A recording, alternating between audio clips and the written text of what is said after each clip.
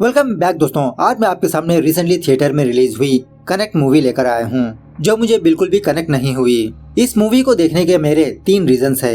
एक है इस मूवी की कास्टिंग, मतलब बड़े बड़े हस्तियां हैं इस मूवी में, नयना तारा, कटप्पा भाई साहब और इसी तरह अनुपम खेर जी। दूसरा रीजन है इस मूवी का डायरेक्टर अश्विन सर्वानन, जो पहले थोड़ा हटकर मूवीज बनाया था। 2015 में माया, उसके बाद गेम ओवर। तीसरा रीजन ये है कि ये एक हॉरर मूवी है।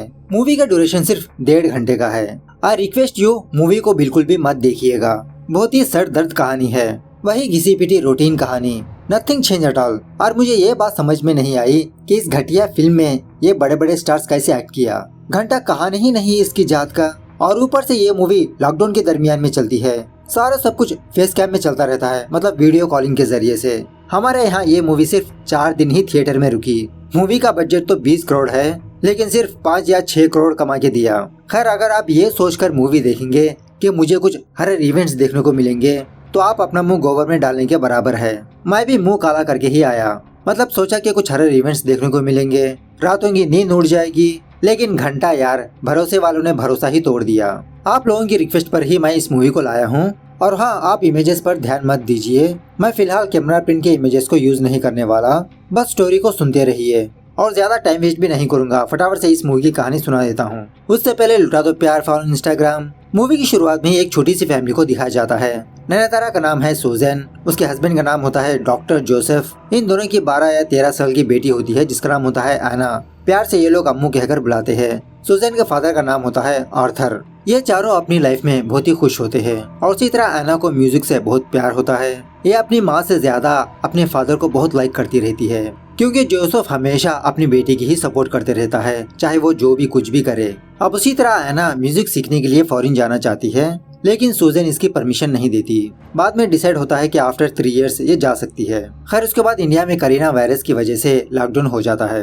दिन ब दिन केसेस बढ़ने लगते हैं। सारी की सारी पब्लिक अपने घर में बैठी होती है। और यहाँ पर एक और बात यह है कि सुजैन का फादर आर्थर दूसरे गांव में रहता है। खैर, अब जोसेफ डॉक्टर होने की वजह से वो हमेशा हॉस्पिटल में ही रहता है। ऑलमोस्ट 1 महीने के ऊपर हो जाता है जोसेफ अपने घर को ही नहीं आया। बस वीडियो कॉल के जरिए से अपने फैमिली मेंबर से बात करते रहता है, स्पेशली अपनी बेटी एना से। और यहाँ से सारी मूवी वीडियो कॉलिंग के जरिए से ही चलती रहती है। खैर, उसके बाद एक दिन जोसेफ को भी बहुत ही जबरदस्त कोरोना वायरस आ जाता है।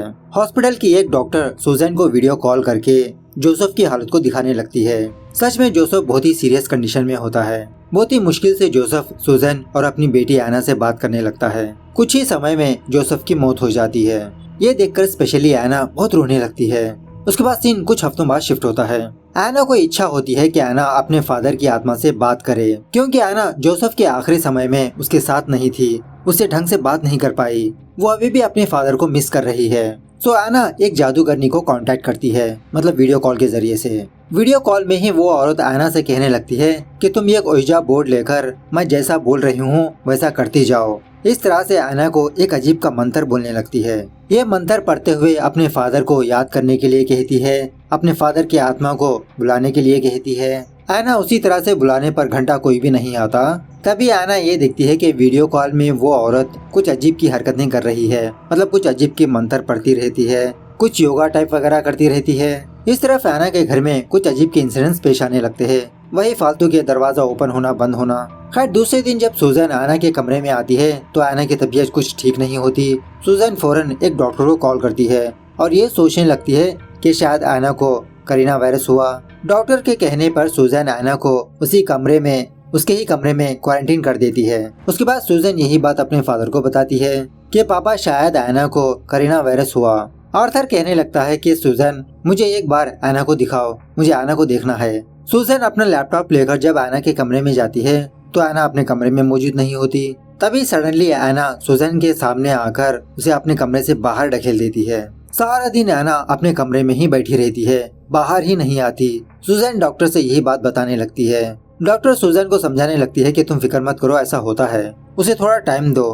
हर 4 दिन के बाद जब सुजैन अपने टीम मेंबर से वीडियो कॉल में बात कर रही होती है, वही वर्क फ्रॉम होम कर रही होती है, बाकी लोग सुजैन के घर में कुछ अजीब की आवाजों को सुनने लगते हैं। जैसा लगता है कि कोई बहुत ही मुश्किल से सांस ले रहा है। थोड़ी देर बाद ये आवाजें सुजैन को भी सुनाई देने लगती है। जब सुजैन साइड में होती है तभी आना बहुत ही भयंकर शक्ल लेकर उस लैपटॉप के सामने आकर वीडियो कॉल काट देती है। खैर 5वें दिन आना खुद आर्थर को कॉल करती है। आना का हुलिया देखकर आर्थर तो शॉक में रह जाता है। आना से बात करते समय आर्थर ये ऑब्जर्व करता है कि आना फिलहाल खटिया के नीचे सोई है और खटिया के ऊपर कोई मार रहा है। उस वक्त आना बहुत ही डरी हुई होती है। आना रोते हुए अपने नाना से कहने लगती है कि मुझे बहुत डर लग रहा है, मैंने एक बहुत बड़ी गलती की, कोई मुझे बुला रहा है नाना जी। इसी बातों ही बातों में फोन डिस्कनेक्ट हो जाता है और एक्चुअली उस वक्त आर्थर कार के जरिए से सुजन के घर आ रहा होता है और वो भी बहुत ही मुश्किल से इधर उधर रुकते हुए। खैर 6th डे को सुजन एक साइकियाट्रिस्ट डॉक्टर को कॉल करके आना के बारे में बताने लगती है। वो लेडी डॉक्टर आना से पर्सनली बात करने के लिए कहती है। आना उस डॉक्टर के सामने आते ही उस डॉक्टर से मलयालम में बात करने लगती है क्योंकि वो लेडी डॉक्टर एक्चुअली मलयाली होती है और उसी तरह आना उसकी पर्सनल लाइफ के बारे में भी बताने लगती है। ये देखकर वो डॉक्टर खुद अपना फोन काट देती है। 7th डे को आर्थर सुजन को दोबारा कॉल करके कहने लगता है कि मैंने कल रात आना से बात की, वो अजीब की हरकतें कर रही है, प्लीज सुजन तुम एक बार लैपटॉप आना के कमरे में ले जाओ, मैं प्रे करूंगा।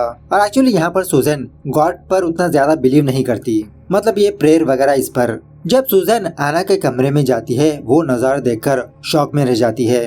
आना के सारे कमरे में उल्टा क्रॉस लगा होता है, मतलब उल्टा क्रॉस ड्रॉ करके रखा होता है। ये सब कुछ देखकर आर्थर को सारी बात समझ में आती है। सुजन से कहने लगता है कि एक डॉक्टर से कम नहीं होगा, तुम समझती क्यों नहीं, आना के साथ कुछ और हुआ। फौरन अपने घर में होली वाटर से प्यूरिफाई करने के लिए कहता है। पहले तो सुजन इस काम के लिए मना करने लगती है लेकिन बाद में अपने घर में होली वाटर छिड़कने लगती है। उसके बाद आर्थर सुजन से कहने लगता है कि वही होली वाटर थोड़ा पानी में मिलाकर आना को दे दो, पानी पीने के बाद मुझे क्लैरिटी आ जाएगी कि आने के साथ हुआ क्या है। तो सुजन उसी तरह से पानी में थोड़ा सा होली वाटर मिलाकर आना के पास ले जाती है, दवाई खाने के लिए कहती है। पहले तो आना टोटली मना करने लगती है लेकिन थोड़ा बहुत जिद करने की वजह से आना उस पानी को पी लेती है।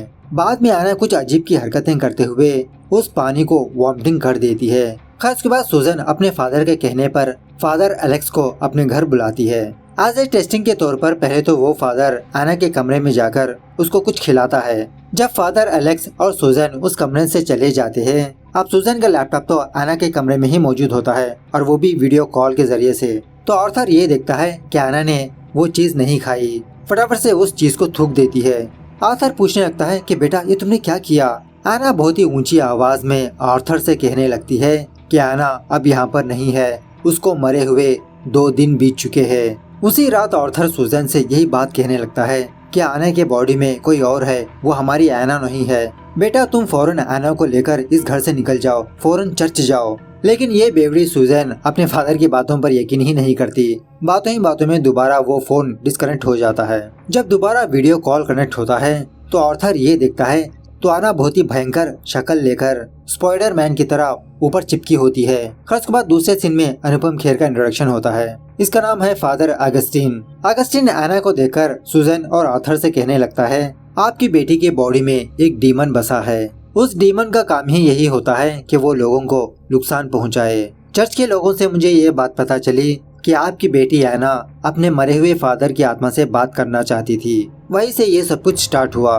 ओइजा बोर्ड और कुछ अजीब की मंत्र की वजह से वो बुरी आत्माएं इंसानों के शरीर में दाखिल होते हैं। कुछ ब्लैक मैजिक वाले पैसे कमाने के लिए ऐसी हरकतें करते हैं, मतलब वो खुद बुरी आत्माओं को न्योता देते हैं। वही बुरी आत्मा आपकी बेटी के शरीर में मौजूद है। वो डीमन खुद से नहीं जाएगा, हमको भगाना पड़ेगा एक्सोर्सिज्म से। अब देखिए मैं तो वहाँ पर नहीं आ सकता, मैं तो मुंबई में हूँ और ऊपर से लॉकडाउन है, तो यहाँ से मैं प्रोसेस बताता रहूँगा, आप वहाँ से आना पर अप्लाई कीजिए। पहले तो सुजन आपको धैर्य रखना होगा। इस तरह से फाइनली ये तीनों एक रात एक्सोर्सिज्म करने का डिसाइड करते हैं। पहले तो वीडियो कॉल के जरिए से ही आर्थर बाइबल लेकर कुछ पढ़ते रहता है और इसी तरह फादर अगस्तीन भी। सुजन आना के कमरे में जाकर आना को खटिया से हाथ पैर बांध देती है। जब अगस्तीन बाइबल पढ़ रहा होता है आना हरकत में आने लगती है, कुछ अजीब की हरकतें करने लगती है, हवा में ऊपर उठने लगती है। वही घिसे पिटे सेम इफेक्ट्स। एक्सोर्सिज्म के प्रोसेस के दौरान वो बुरी आत्मा आर्थर और अगस्तीन को भी डिस्टर्ब करती रहती है। सो इस प्रोसेस में वो डीमन आर्थर के घर में जाकर आर्थर को जख्मी करती है और इसी तरह अगस्तीन के पास जाकर भी उसको जख्मी करता है। बहुत ही मुश्किल से ये तीनों दोबारा एक्सोर्सिज्म को कंटिन्यू करने लगते हैं। सुजैन बहुत ही हिम्मत जुटाकर एना के बॉडी से उस डीमन को बाहर निकाल फेंकती है। इस तरह से ये मूवी यहाँ पर दी एंड होती है। मूवी कैसे लगी मैं नहीं पूछूंगा, बहुत ही फालतू मूवी है, आप मत ही देखो तो बेहतर होगा। मिलते हैं अगली वीडियो में, तब तक take care, bye bye, see you soon.